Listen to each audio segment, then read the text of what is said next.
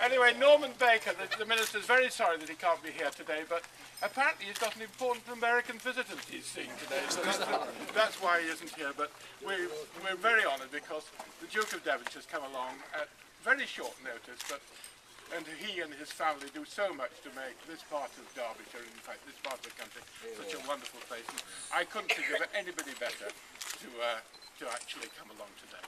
Thank you very much.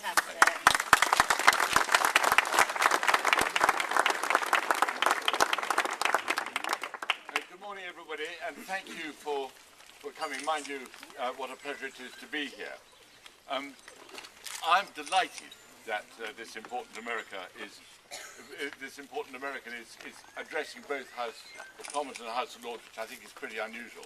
It's very fortunate for me that he should be doing that today, because none of the transport ministers whose department funded the project that we're celebrating are able to come to this launch, and so I have the pleasure of celebrating with you what is one of the most exciting initiatives, I think, that I've seen in the Peak District for some time, and there's been plenty of them, because really good things are happening in this part of Derbyshire at the moment. The Monsal Viaduct is one of the most outstanding views in the Peak District. It's on all the brochures and calendars and the postcards. In fact, it pushes certain houses rather out of the way quite often. And not surprising, because it is such a stunning view. But it also forms a part of a trail which has, I'm afraid, been sadly neglected over, what it is, it must be about 40 years, I suppose, since the Midland Railway closed in the 1960s.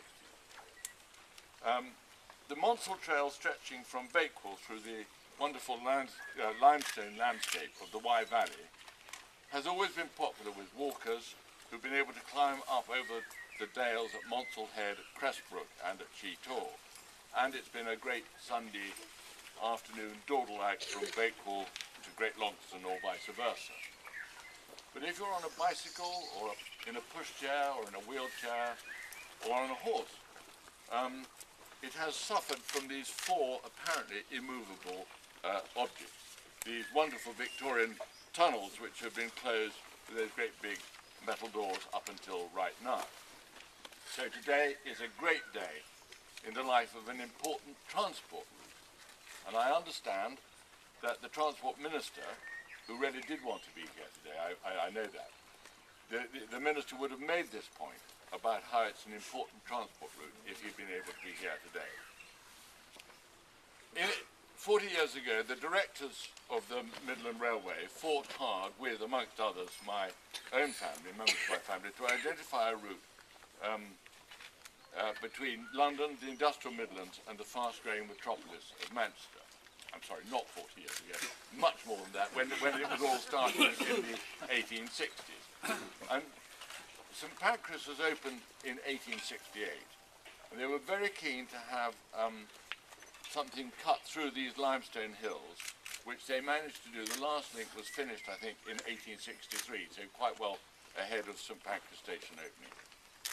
It wasn't universally a popular decision. I'm told there was even somebody who wasn't very keen on opening these tunnels again, but John Ruskin said at the time, and I'll just read a little bit of what he said, there was a rocky valley between Buxton and Bakewell once upon a time, divine as the Vale of Tempe. You enterprised a railroad through the valley. You blasted its rocks away. You heaped thousands of tons of shale into its lovely stream. The valley is gone, the gods with it. And now every fool in Buxton can be in Bakewell in half an hour.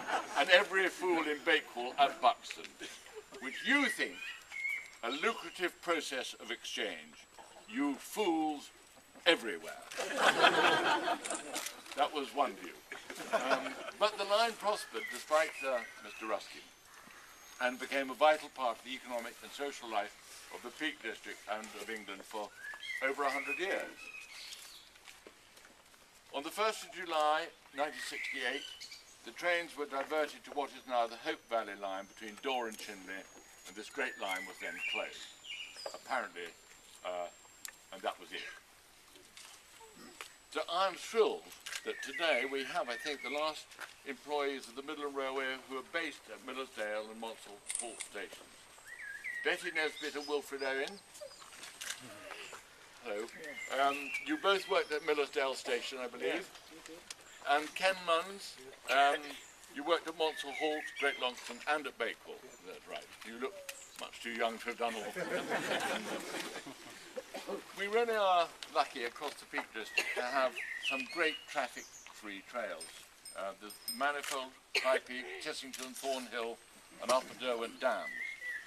And these fantastic routes allow keen cyclists or toddlers new to cycling, or even old people new to cycling for that matter, safe access to some of the most extraordinary landscapes in this country. And they do that in ways which don't interfere with day-to-day farming and, most importantly, are entirely safely away from our increasingly busy roads. For visitors, these are the great transport routes of today, but many suffer from a big problem. You have to get in a car to drive to them, so they don't score very highly on the sustainability front at this stage, not yet anyway. Perhaps the Monsal Trail will have something of the best of the other trails, but also something new too. And I have no doubt that after today, the Monsal Trail will regain its status as one of the most extraordinary transport routes in the Peak District. You can now cycle, you can walk or ride 8.5 miles from Coombs Road in Bakewell to Wye Dale, to Wye Dale near Buxton. I believe, and I hope to find out for myself, that it's a gentle climb of over 600 feet. I'm not sure whether that's not a bit of a contradiction. Anyway, but a very easy ride down. And that does matter. It does really matter, ladies and gentlemen, that it is easy. The great Victorian engineers have done our generation a huge favour, which may have profound effects on how people experience this part of the Peak District National Park in the future. The Monsal Trail is not just for the energetic and enthusiastic cyclists in their designer lycra and their very expensive, amazing bicycles that they have. It's for everyone. It's for those people, of course, but it's for everyone as well. And especially it's for people new to cycling. And I'm sure that you are as excited as I am with this vision for this wonderful project. Yes, it will be a fantastic addition to our tourist economy. Another great development putting Peak District tourism where it should be at the forefront of English destinations.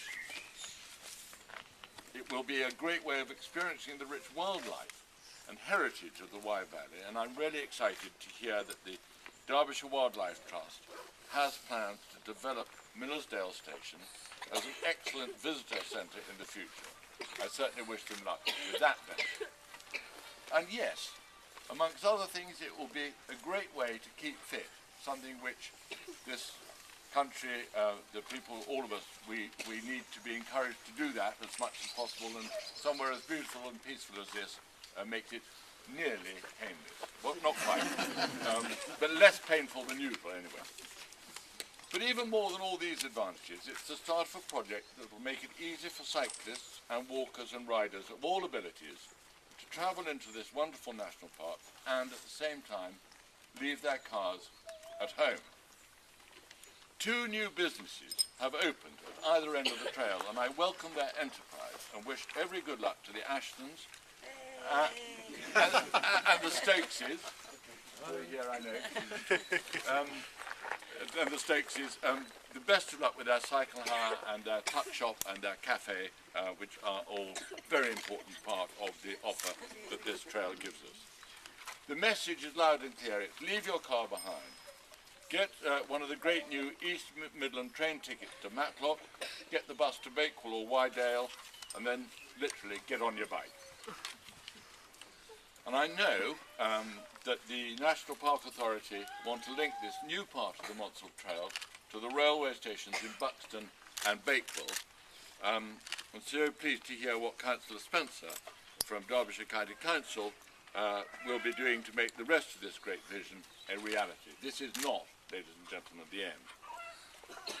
Especially, I think, in a national park, the way we travel to a degree at least, defines us.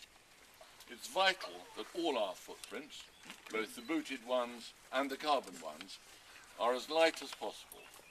And what could be lighter than our feet, the horses' hooves, and the wheels of bikes and pushchairs and wheelchairs? It's a perfect solution. I do think, I hope, that 150 years later, Mr. Ruskin might have got over what he called the despoilation of the Wye Valley. And like all of us, he would love it as it is today, and love the fact that so many people can come out from the towns and really enjoy it in a good, calm and safe way. I think he would thoroughly approve of this initiative, which is about helping people appreciate the wonders of this place in a way that is especially kind to its own environment.